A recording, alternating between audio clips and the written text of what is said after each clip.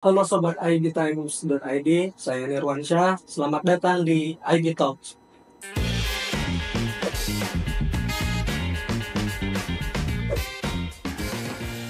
Kali ini kita kedatangan seorang tamu istimewa yang juga aktivis HAM dan seorang dosen juga, pernah menjabat sebagai anggota Komnas HAM 2017-2022, Bapak Amiruddin Al-Rahad. Apa kabar, Pak? Kabar baik, alhamdulillah sehat. Mungkin sebelum kita masuk ke topik pembicaraan ini, Pak Amir bisa ceritakan dulu perjalanan dalam menggeluti isu-isu HAM selama ini. Oh iya, saya itu kan ya cukup panjang ya di dunia hak asasi manusia, mulai sejak lulus S1 lah ya. Mungkin sampai sekarang 25 tahun mungkin ya. Dengan banyak posisi ya yang saya lewati. Ya terakhir itu saya bukan anggota, tapi saya pimpinan. Pimpinan Komnas HAM 2017 sampai 2022 itu. Nah, ngomong-ngomong soal HAM ini, Pak Amir, ini kondisi HAM kita ini gimana Pak Amir ngelihatnya saat ini? Ya kalau ditanya kondisi HAM saat ini, tergantung juga kita mau bersikap apa gitu ya. Nah, orang terlalu banyak pesimis melihatnya. Tapi kalau saya mau mengatakan bahwa perkembangan situasi HAM itu juga sangat tergantung pada upaya orang untuk membelanya. Jadi kalau yang membela hak asasi manusia pesimis, berarti hak asasi manusianya nggak lebih akan bergerak maju gitu. Kenapa? Karena pengalaman mengajarkan pada saya, kalau you mau bergelut di bidang hak asasi manusia, kamu harus optimis dalam melihat hak asasi manusia. Sehingga apapun tantangannya dan apapun keadaannya, semangat untuk memperjuangkan hak asasi manusia itu harus tetap konstan gitu.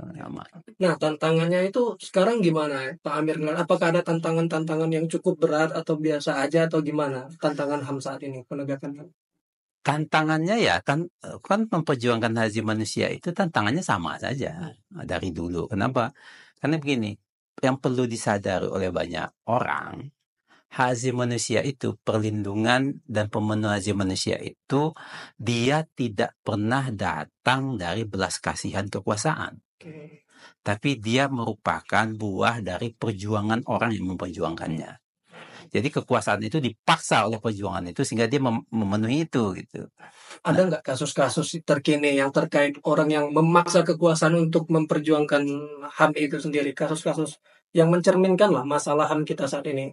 Banyak. Salah satunya yang paling fenomenal kan apa yang dilakukan oleh ibu-ibu yang setiap hari Kamis berdiri di seberang istana itu.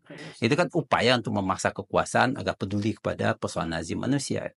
Nah, kalau kekuasaannya bebal ya pemaksaan itu tidak terjadi, perjuangan itu tidak atau belum mencapai hasilnya. Tapi ya nggak boleh berhenti gitu. Kalau berhenti ya kekuasaannya semakin tinggal pergi kekuasaannya. Jadi itu yang saya bilang tadi, kekuasaan itu harus selalu diingatkan. Karena dimanapun sejarah pemenuhan hak manusia itu tidak pernah datang dari niat baik kekuasaan, tapi dia selalu adalah buah dari orang yang memperjuangkannya. Kan aksi Kamisan itu kan udah lama ini, Pak Amir. Itu respon pemerintah sendiri terhadap aksi Kamisan itu gimana itu, Pak Amir? Ya kalau kita tanya respon pemerintah ya nggak ada respon ya, nggak ada respon.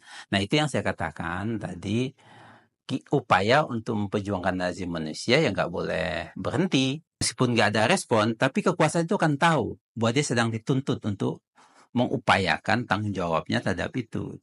Nah inilah upaya yang mesti dirawat oleh semua orang atau oleh banyak orang lah.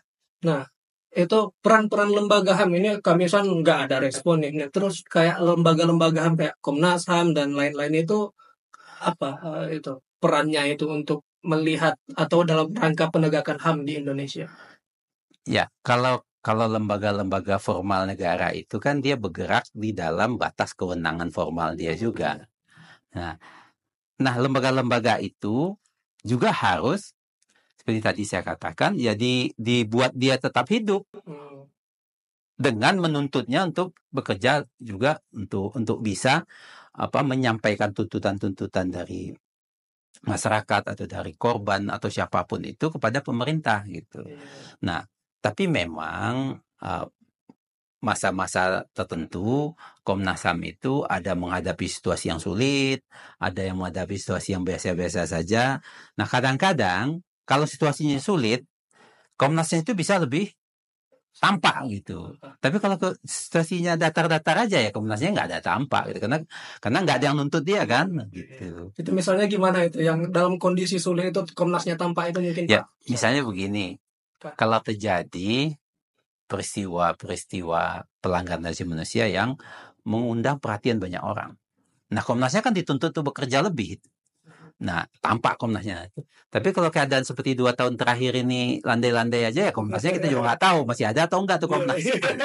Nah, itu lembaga-lembaga negara atau di luar itulah yang fokus ke isu HAM atau konsen dalam advokasi HAM, apakah Pak Amir ngelihatnya efektif nggak peran mereka dalam penegakan HAM di Indonesia ya? Nah, kan selama ini di Indonesia itu sejak tahun 2001 sampai 2024 itu kan yang ada hanya Komnas HAM. Komnas HAM. Nah, baru sekarang nih pemerintahan Prabowo buat Kementerian HAM kan. Oke. Nah, efektif atau tidak kementerian ini ya kita belum bisa ukur kan. Karena baru. Karena baru, ya jangan pejabatnya kursinya aja belum ada. Karena kementerian baru kan. Betul, betul. Nah, tapi kalau kita bicara secara keseluruhan, hak asasi manusia itu kan kewajiban pemerintah terutama, begitu bunyi konstitusi. Jadi yang harus bertanggung jawab itu ya pemerintah. Artinya apa? Kabinet itu sesungguhnya juga kalau kita baca konstitusi kita, kabinet itu kan sesungguhnya adalah sarana untuk memenuhi dan melindungi hak asasi manusia. Nah, tugas Komnas apa? Mengingatkan itu. Mengingatkan pemerintah. Karena Komnas HAM bukan lembaga pemerintah. Komnas HAM adalah lembaga negara di luar lembaga eksekutif gitu. Berarti dia tukang sentil lah, yang nyentil pemerintah atau yang mengingatkan pemerintah. Ya, lembaga yang dibentuk atas amanat undang-undang, tapi dia memiliki fungsi yang berbeda dari lembaga eksekutif gitu. Makanya orang menyebutnya ini semacam lembaga lengkap dari penyelenggaraan kenegaraan. Itu yang Komnas HAM tadi. Ini kita bergeser dikit ke soal masyarakat sipil ya, Pak. Gimana peran masyarakat sipil itu untuk mendorong penegakan HAM? Dalam pandangan Pak Amir sendiri lihat masyarakat sipil ini kan sekarang banyak dikritik juga, diam apa segala macam gitu kan. Kalau saya ada orang bilang mengkritik masyarakat sipil diam, dia ngaco. Kenapa?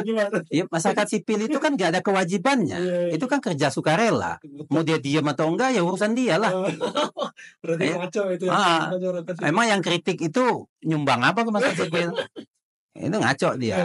Tapi, nah kalau masyarakat sipil itu bisa berperan ketika masyarakat sipilnya juga memiliki kemampuan untuk mengorganisir diri, baik gagasannya maupun tindakannya. Nah, kalau itu ada besar kemampuannya, dia akan berpengaruh. Nah, tapi kalau tidak, ya dia juga tidak berpengaruh. Kan sebenarnya kalau dalam konsep ilmu politik, masyarakat sipil itu bisa dikatakan pressure group, ya kan? Nah, dia akan bisa melakukan tekanan jika dia memiliki energi yang besar. Nah, masalahnya sekarang apakah masyarakat sipil itu memiliki energi yang besar untuk menghadapi kondisi sosial politik yang seperti sekarang ini? Nah, kalau tidak, ya terserah masyarakat sipilnya mau mengorganisir diri, mau memperkuat diri atau tidak, ya silakan masyarakat sipilnya yang yang bertindak gitu. Jadi bagi saya nggak pernah mengkritik masyarakat sipilnya karena bukan objek untuk dikritik. Yang dikritik itu harus kekuasaan, orang yang berkuasa. Bukan masyarakat sipil. Bukan masyarakat sipil. Masyarakat sipil itu ya kan sama aja kayak orang sehari-hari gitu kan. Kalau kekuasaan harus kita kritik. Kenapa? Karena dia menggunakan resource publik untuk menjalankan dirinya gitu. Nah, kalau masyarakat sipil ada 10 orang berkumpul kayak Ma'arif ini apa yang mau dikritik? Ada kewajiban undang-undang apa yang datang kepada Ma'arif? Nggak ada. Tapi karena kehadirannya menyumbang banyak, harusnya orang terima kasih dengan adanya lembaga-lembaga seperti itu. Tadi kan itu untuk memperbesar energi masyarakat sipil sendiri, Pak Amir ngeliat gimana biar masyarakat sipil itu bisa memiliki energi yang besar dalam rangka untuk penegakan HAM lah kalau konteks saat ini. Iya, makanya pengalaman saya yang panjang di masyarakat sipil, dia bisa memperkuat diri kalau dia bisa memperkuat jaringannya. Artinya apa? Yang nggak bisa sendiri-sendiri maksudnya. Hanya Ma'arif aja yang jalan atau siapa yang nggak bisa. Masih bareng tuh. Nah, punya kemampuan nggak untuk duduk bersama? Untuk menentukan agenda apa sih yang mau dikerjakan dalam 1, 2 bulan, 3 bulan, atau 1 tahun gitu. Dan itu harus dikerjakan secara terstruktur. Dan juga berjalin kerjasama dengan instansi-instansi yang lain gitu, atau lembaga-lembaga yang lain. Masyarakat sipil sendirian nggak akan bisa mengubah keadaan. Harus Gitu. kolaborasi. Kerjasama gitu. Makanya saya selalu juga sampaikan kepada banyak teman-teman, masyarakat sipil itu nggak boleh merasa paling iya sendiri. Kalian bukan siapa-siapa juga.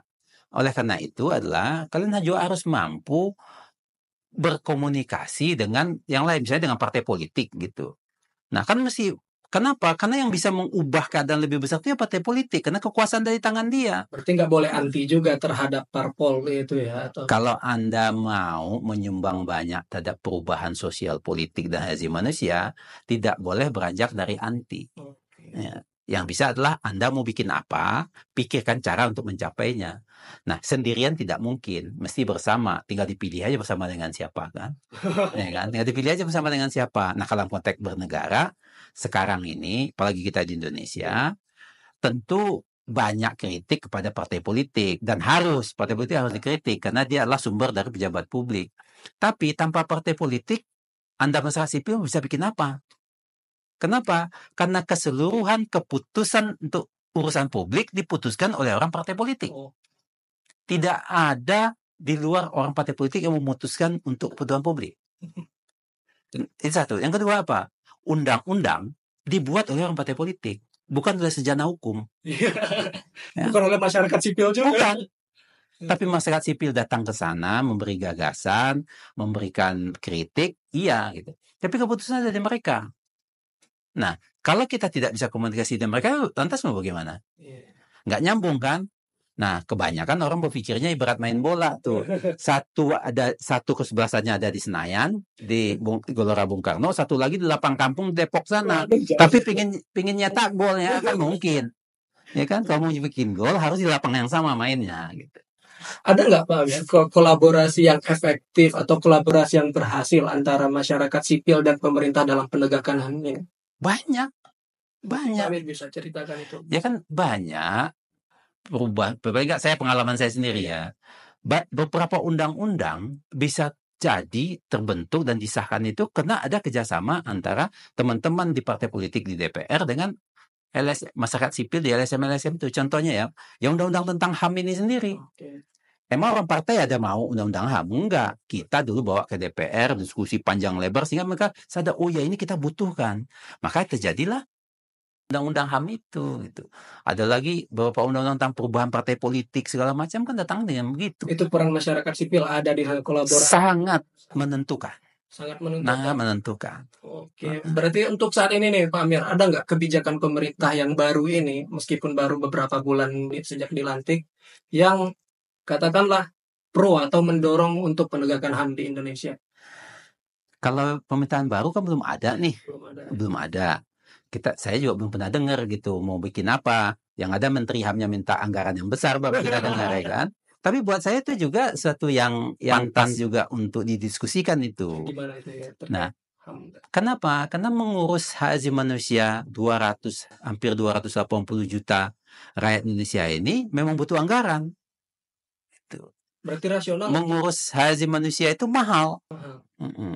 Nah, selama ini kita mengurus hak asasi manusia itu recehan. Itu recehan. Makanya kalau Anda mengeluh tentang hak asasi manusia wajar gitu, karena memang nggak pernah diurus kok. Nah, misalnya Komnas HAM anggarannya berapa?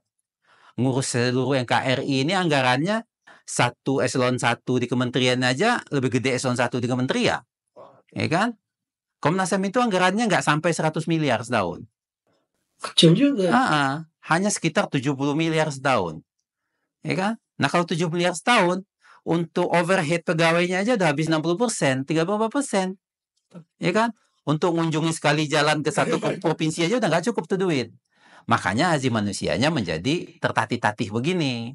Nah ya, makanya kalau saya katakan apa yang dikatakan Menteri HAM itu sesuatu yang rasional. Rasional. Masalahnya adalah dia mau bikin apa? Oh, Itu yang orang nggak tahu kan. betul. Nah, semestinya kan dia susun itu, dia bikin A, B, C, D, F, sasarannya ini apa gitu. Baru dilontarkan kenaikan anggaran. Jadi orang kaget aja, tiba-tiba dia minta anggaran. Orang mikir untuk apa? Apa ini? Apa mau kunjungan aja itu. Mau jalan-jalan loh. Jalan-jalan. Tapi betul itu karena untuk ngurusin hak asasi Mahal. manusia mahal. Sangat mahal. Makanya sebenarnya statement dari Menteri HAM juga kayak membuka mata juga. Ya. Gak hanya sekedar kita kaget, oh kok tiba-tiba minta anggaran, padahal kan itu kayak ya membuka mata kita lah bahwasanya urus HAM itu nggak murah dan butuh biaya yang tinggi gitu. Nah.